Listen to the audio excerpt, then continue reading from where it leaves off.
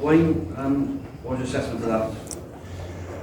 Yeah, a little frustrated with the scoreline at the end, disappointed with that, but as we said on the pitch afterwards, certainly not disappointed with the effort that's gone in over the last probably 6 weeks really. One, preparing for the tour. We came here with a goal to try and win a series, and we were serious about that. It wasn't just talk. And the players worked really, really well together, came together well on this tour. So I think we'll take a lot of positives out of that. Obviously pleased to have got the history of the win last week, but certainly this week there were just some big moments at times where the pressure that South Africa applied on us paid dividends for them. And I'd probably refer to the exit charge down, coming out of our 22, put ourselves under pressure, and then there were a couple of line-outs and attacking situations at about 17-14 and in the last quarter of the game where we not straight and then overthrew. So those big moments in games, we'll learn from that. And but as I say, in all, pleased with the tour itself, just disappointed with the scoreline at the end of the day. I think reshuffles, losing to the likes of Palatau and obviously Gareth Hansen off the bench. How big a reshuffle was that for you? Yeah, well, you don't like losing anyone late in the week, and we lost Gareth obviously in a fitness test in the latter part of the week, and then Toby just felt his side. You know, it was an injury that he picked up in the first test, and you know he gutsed it out and had an 80-minute display in the second test, and but it just took its toll on him in the warm-up, and so you know he did the right thing and pulled out, and you know full credit to Josh Navidi, who was on the bench 1 minute and then starting literally minutes before going out for the anthem. So I thought he did very, very well and reacted well, and as did Tane Basham coming off the bench. Dan, what your reflection on that? Just always chasing the game now? Yeah, I think we didn't start the game brilliantly. Obviously, there's a lot of South Africa had a lot of momentum early doors, and obviously got out to a bit of a lead, and they're a difficult team to peg back. But I thought we moved the ball really well in that second 20 minutes of the half. We probably didn't quite get full value for the play we had, and then I just think that, to be fair to South Africa, we got right back in it at the start of the second half, where we got to 17-14, and you know the game is in the balance then, and I thought South Africa, in full credit to them, just strangled the game a little bit in terms of won penalties and set piece, turned the screw, played territory, and just forced us to make a couple of errors, and probably just the game it felt like we spent a lot of time in our half, and we just weren't able to probably spend enough time to apply pressure in their half. So credit to South Africa for squeezing us, but difficult start and a difficult sort of last 20. How would you defend the tour? I think, as Wayne said, I think overall I'd say it's always going to be a slight twinge of disappointment with the way it's ended this evening, but I think if you look at the tour in general, I thought, you know, like Wayne said, to get a win over here, no Welsh team's ever done that, so that's a huge sort of tick.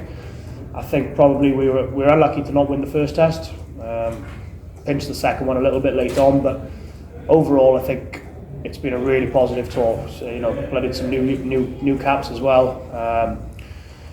And just probably where we came from the end of the Six Nations, I think if you'd have, you know, I don't think anybody in the room here would have probably predicted how the tour would have gone in this sense. So, you know, we're disappointed not to have picked up a series win, because we felt like coming into this week we were right there, and it was right there for the taking, but fell a little bit short at the end of a long season. And but we said that these are the standards we set ourselves now, as opposed to probably where we fell off a little bit towards the end of the Six Nations. It's important that we don't slip off from that. I mean, just Wayne, you touched on the positives, and you said also about the historic win. Just like his question as well, just overall as a tour, how do you think this is a success for you guys? Because I mean, obviously you lost Italy that game in the Six Nations, and many people never thought you guys would actually win the test here. So just overall the series, do you think it's a success for you guys? Yes, I do. If you look at the first test there, you know, there's probably one or two moments there that you look back on and think if only, the Louis Rees-Zammit yellow card. But look, you know, it's in the history books. We certainly know that we played very well on that occasion. You know, a little bit of discipline on our own on our own behalves let us down, but we were right in that game. And then to win the second one, I think coming to South Africa, as Dan has said, probably not too many people would have predicted those first 2 weeks. So look, for us it was a big step in the right direction. When we get together again for the autumn series, we'll be less than 12 months from Rugby World Cup. So we need to build on this tour. The tour itself's been fantastic. First time we've toured together because of COVID. And it's been really, really great. The team's pulled together really well, both management and players. So, very, very pleased that the positives outweighed the negatives. Well, you obviously had a lot of adversity. You talked about the changes. You ended up with, on this tour with your fourth choice tight end, Alan Wynne at 6. All sorts going on. In light of all that, yes, the defeat, but a lot of players dug very deep today at the end of a long season. Yeah, and I think that just shows, the environment that's been created. The players are enjoying coming to work, rolling their sleeves up, enjoying each other's company, which is really, really important. Because ultimately, at the end of the day, you go through some dark patches and test matches, and you've only got the bloke beside you to sort of help you out. And the boys, generally speaking, on this tour have done that time and time again. So, look, a disappointment, obviously, in losing any game of rugby, but overall, we'll have a couple of beers tonight, reflect on tonight's game, and then it'll be positive thoughts heading into the next series. Dan, you mentioned 17-14. Do you think you guys could have done something differently in the last 25 minutes? Perhaps they had a second win because of you guys played 3 sort of the same teams in a row, and they rested guys last week.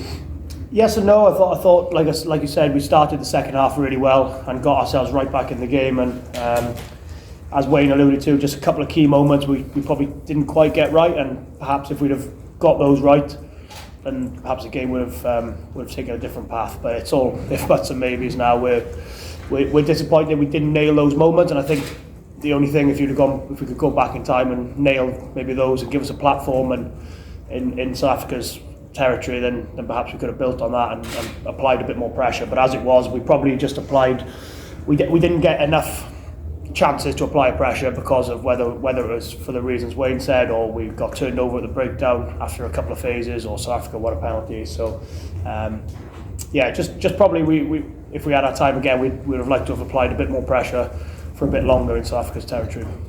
Dan, what is going through the team's mind after the first try conceded? The Boks had 6 opportunities in 22 and only converting twice. Then immediately guys capitalised with the try. You guys absorbed a lot of pressure from them. Yeah, we weren't quite at the races, to be honest, for the first 10-15 minutes for whatever reason. Sometimes that's just the way it goes. South Africa started really strongly, and I think, again, probably 12 months perhaps ago, we could have potentially conceded 2, 3, 4 times there, and obviously the game's just gone in the first 15-20 minutes. But the boys have dug deep, and to only come up, I think it was 10. We managed to get it back to 10-8 after about half an hour or so, and it just says a huge amount of character. Wayne said about the character and the culture of the group. That's exactly what we've got. We've got a great set of lads here. Backroom team are incredible. It's been a brilliant tour, and I think those types of moments keep you in games. And I think it's just the sense in the dressing room at the minute is very much a frustration that we've probably just let South Africa off a little bit. Fair credit to South Africa, they applied a lot of pressure to us, but we're a resolute bunch in that changing room, and that's going to stand us in brilliant stead for the next couple of campaigns. And I think Wayne summed it up. It's been a really positive campaign. I think naturally myself and Wayne are going to be disappointed sitting here speaking to you, but I think when we sit back and when we enjoy our holidays in a few weeks, I think we'll look back on the tour with some real fond memories, and picking up a win was huge, and playing some really good rugby and being competitive is going to set us in good stand. We've loved South Africa as well, I will say, for you guys as well. It's been an absolute pleasure to come here, and everyone's treated us with warmth, and we hope that you've enjoyed having us here, and it's been great for us. We've loved the country as well. Yeah, so we have time for one more question here. I just wanted to ask you, because given it's a bit longer game tonight, the Boks, I don't know if you can answer this. Just wanted to know where does he rank in terms of the whole game? How do you feel about Eben as a player? Oh, look, he's a wonderful player. He's a good leader. I think from the young man that started his Test career to where he is now.